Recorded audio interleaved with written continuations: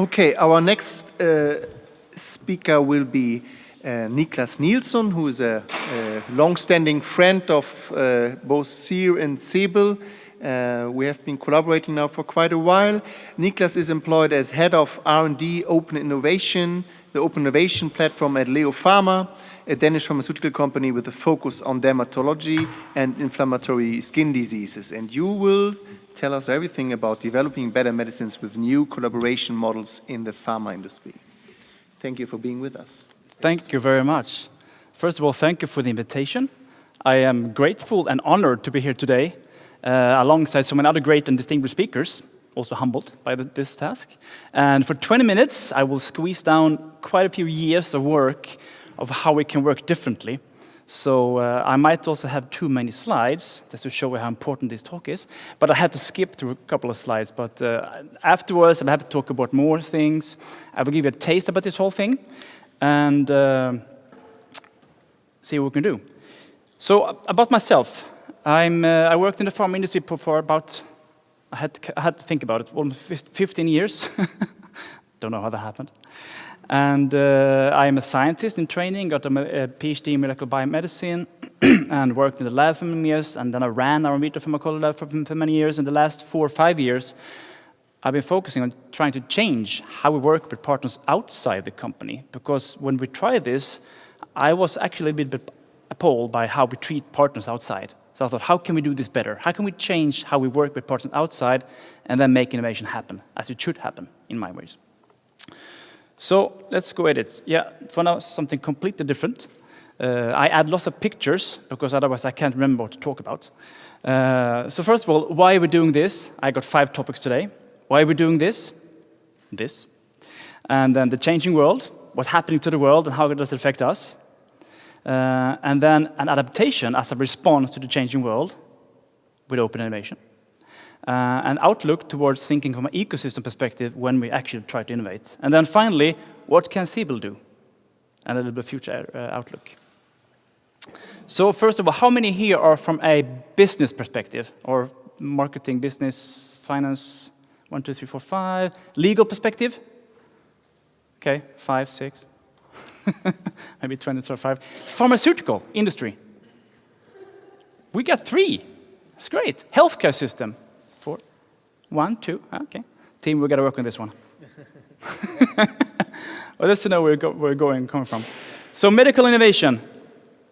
Oops, is it worth it? So why are we here? So I'm thinking, this is what we like to achieve, right? Increase the quality of people's lives. Sometimes we forget that this is what we try to do. And this is some pictures from the US. This was the best picture I could find last night. How we can reduce the death of people and increase the life expectancy with medical innovation. That's why we do this. And from 1900 to 1960, we took that down greatly because I think we pretty much eradicated infectious disease. You don't have to die anymore from pneumonia. And what about other things? From 1960, 50, 60, 70, and so on, we took away the deaths per 100 people greatly. So this is to show you that we worked on medical innovation, and it works. So I think that's why it's worth it pretty much. And of course, we can discuss if life expectancy is a measure of quality of life and so on, but still, if we live longer, I think there's a chance that things actually work. So that's to kind of remind us why we're here. However, though, we do have some challenges. We're not quite there yet. So neglected tropical diseases affecting billions of people every day. We're not doing much about that yet. Cancer, we're getting to 22 million cancer cases per year in 2030. Dementia, 75 million people in the year 2030, predictions. Antibiotics could be an issue. Violent epidemics could also be an issue. So with that said, we have a daunting task ahead of us, and unfortunately, the medical innovation machinery might not be up for the task.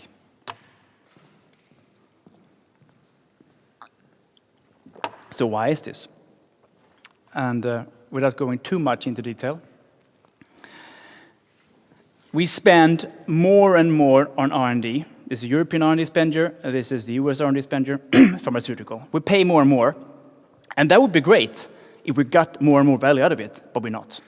I don't have the figures here today, but I'm sure everyone is not aware about the fact that we actually get less and less out of the, pharmaceutical innovation. So that is a bit of a conundrum, problem we cannot let be untouched. So how do we do this? So pretty much who's going to pay for the future medicine? Because it cannot go on like the way is today, unfortunately. So how can we do this? How can we embrace all the new technology, all the new research, all the new innovation differently to bring down the costs, increase innovation, and get more healthy lives out of it? We can't just do more of the same, because that's what we've been trying to do in the pharma industry the last 30 years. We try to do more and more. You got nutrition, do more, maybe more will come out. But that equation doesn't hold any longer. We have to do something differently. And that's where I like to talk about, well, first of all, the changing world. So this is a quote by Charles Darwin. How do we survive as a pharma company? It's not the strongest of the species that survives, nor the most intelligent. It's the one that is most adaptable to change that will survive. And we see this in companies that come and go more quickly than ever. The ones that can adapt to the changing world, those are the ones that will prevail. So what's changing? We could spend probably 1 hour talking about every single topic on this slide by itself, because a lot of things happening. And these are some of the things that affect my work and will affect the pharma industry, regardless if we want to or not. Some really cool things, that the digitalization, of course. I mean, soon everyone will have access to the same information, regardless of where you are or who you are, actually. I like this one here, because this is of the friends in BioGarage or Labitat in Copenhagen. These are citizens, DIY biohackers, transfecting genes into yeast, because I think it's fun. Drinking beer while they do it, I like that lab. So the same lab over here, down here in the corner, we've got 5 highly trained professors with PhD degrees doing the same thing, but using very, very expensive equipment. So things that only really, really expensive laboratories could do in the past can now be done perhaps in the garage with friends. And with $1,000 or $2,000 US, you can start your own biotech company in the garage. You can get equipment that you had to pay $100,000 for before. That you're here. So the world is changing what we can do and what we can do with it. And business model innovation, hardware cost. This is ENIAC, and this is Raspberry Pi. Raspberry Pi is 10,000 times as fast as ENIAC was, and it costs 10,000 times as little as this big computer does. So hardware is dropping. This is the cost of reading a genome. It's dropped 99.9% in 10 years. We have to deal with that. There's so many possibilities. So a lot of things are happening. And to be honest, I'm not really sure the pharma industry knows how to deal with these things, because we can't understand all these things, and we don't really know what will be relevant or not. So how do we connect the dots? How do we work differently with all these things that are happening? And this is also one big thing that's happening for us right now, because in the past, you could hire the smartest person to work in your team, but the smartest person today is not the smartest person tomorrow or was yesterday. It's changing. What needs to have? You cannot specialize in every single protein, enzyme, cell line, antibiotics. You cannot be up to date all the time. You have to take in the information and the competences as you need it. So this is something that changes for the pharmaceutical industry, and it's pretty hard to handle. So how do we work with this? And I think if you realize that you have to acquire external competence, you also need to work on how you achieve that goal and how you work with that. And here we come to the open innovation and adaptation for the industry. So what does open innovation mean? And there's a lot of articles written on this topic and lots of definitions.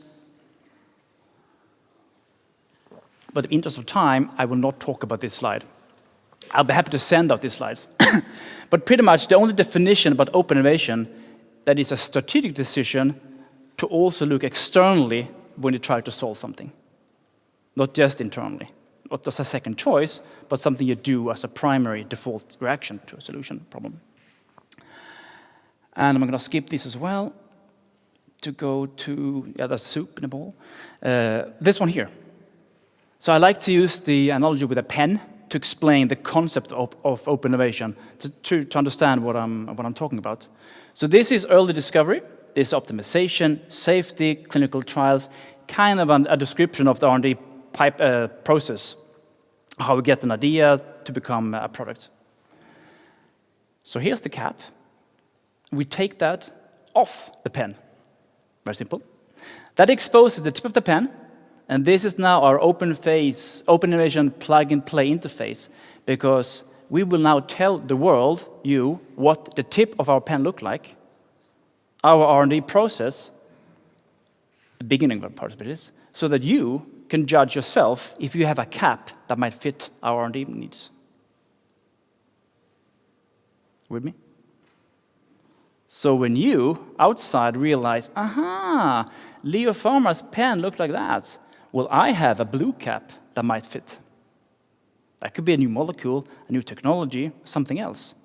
But because we expose the tip of our pen, someone else externally can say, we have something that matches that need, so that you can volunteer a solution to us. It's very simple. It's pretty hard to make that happen in real life.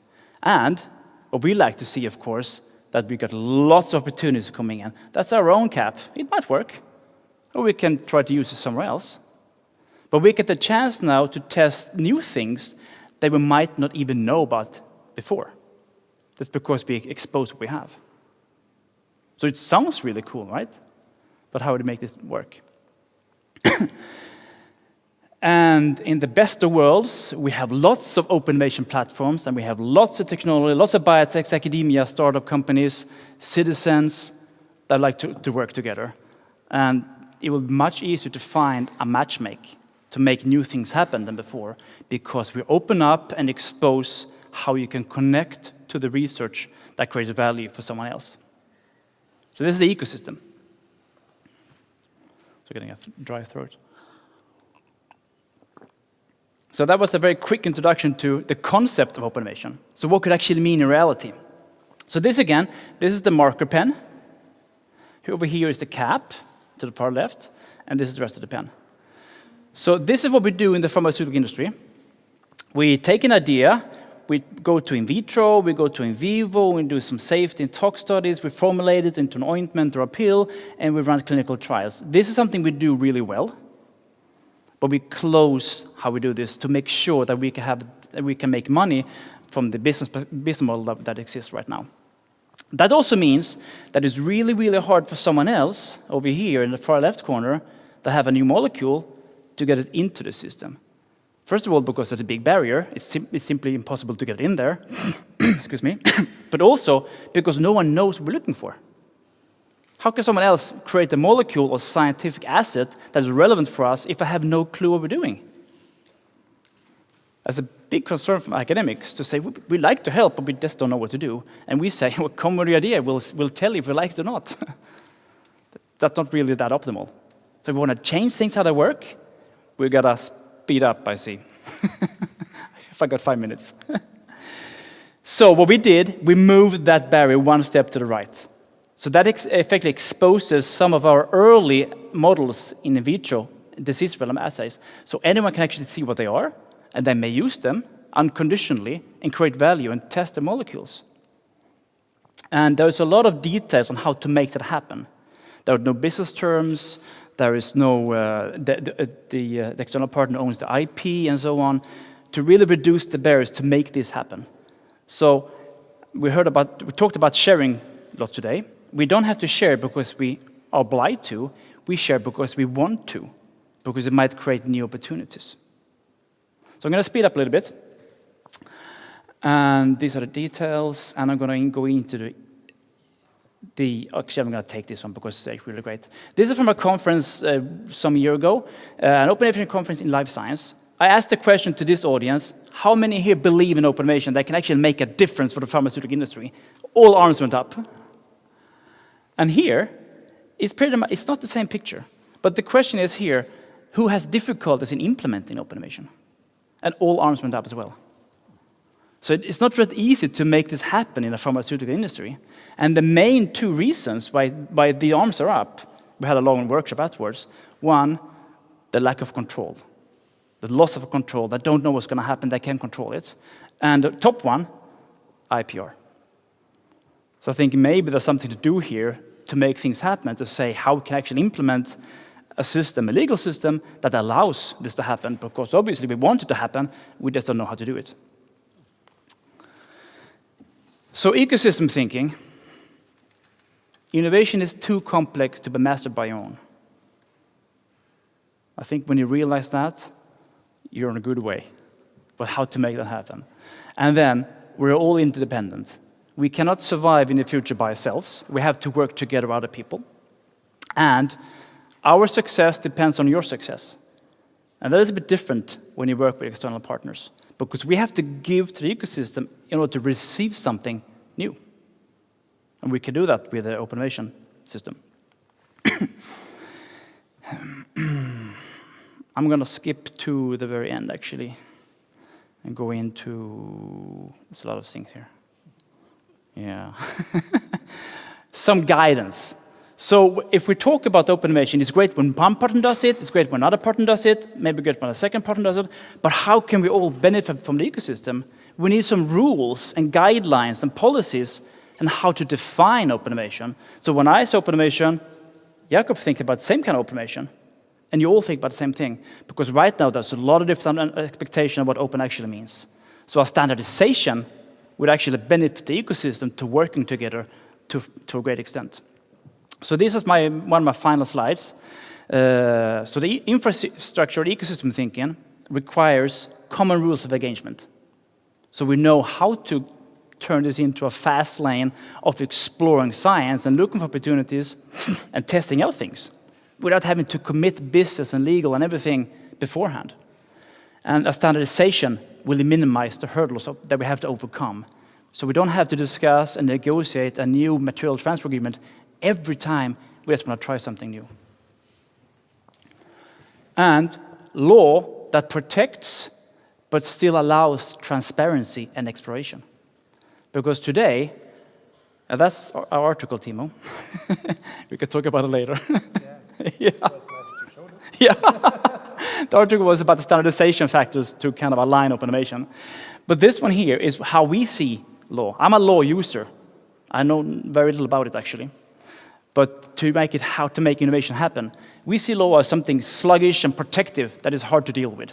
How can we transform that into something that protects, but at the same time allows flexibility, agility, exploration, without actually losing out?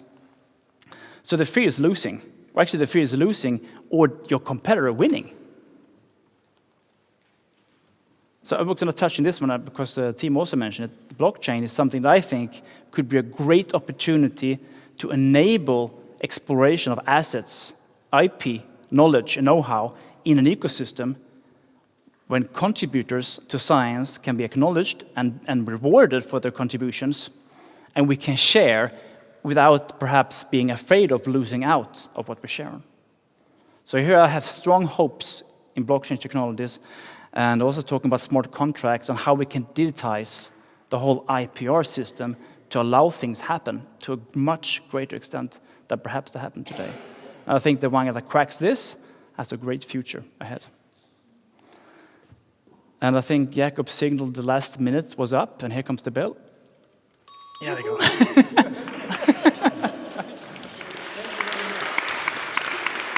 Thank you very much, Niclas. This was great. Thank you. I think because you really used the last minute of the time, so we don't have audience questions now, but when we have the panel discussions, the audience is free to ask. So now we come actually to the last but not least presentation of the day before the panel discussion. So I welcome Elise Mellon.